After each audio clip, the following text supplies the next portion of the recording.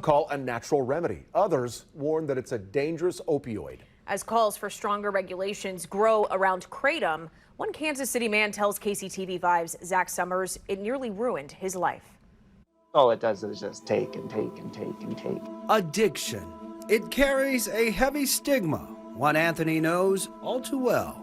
That's why I don't want to show my face. We're concealing Anthony's identity to protect him. The 31-year-old has struggled with substance use since he was 17.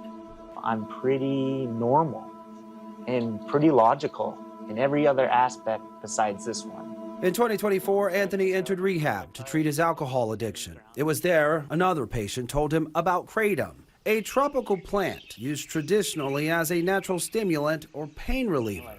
It gives you a little bit of euphoria. But it took a turn.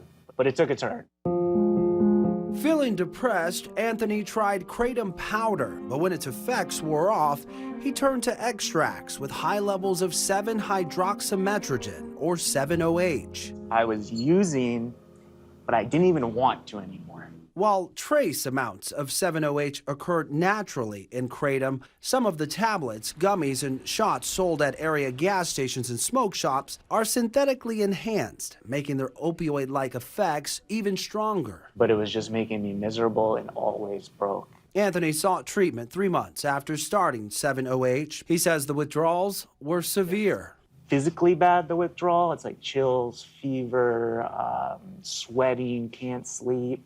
But psychologically, it's like the most depressing thing I've ever experienced. Kratom products are not approved by the Food and Drug Administration, and it's currently banned in 7 states and Washington, D.C. At least 18 states have some form of regulation, but not in Kansas and Missouri, meaning in our area, there's no real oversight of what's actually in these products. In September, the Kansas Department of Health and Environment issued a warning about 7-OH, calling it more addictive, warning that combining it with alcohol or other sedatives could cause severe respiratory depression or even death. I would be very cautious using it. Dr. Rupa Sethi is an addiction psychiatrist at the University of Kansas Health System. She's currently treating patients struggling with kratom and 7-OH dependence. Most of these patients were actually first using opioids, if you take the history, and then they started taking kratom as a way to detox.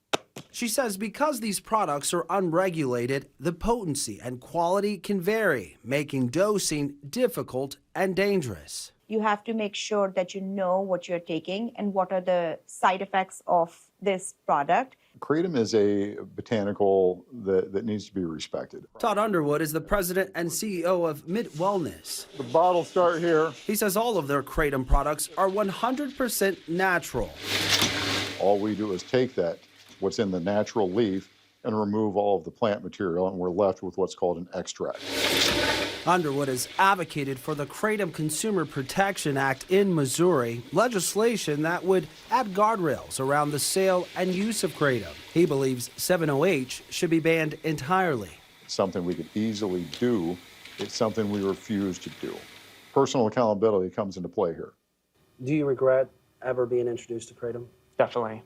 Just 10 days clean at the time of our interview, Anthony knows relapse is part of his story, but he's holding on to hope for a different ending. You know, everything you put before addiction will take away from you. Zach Summers, KCTV 5 News.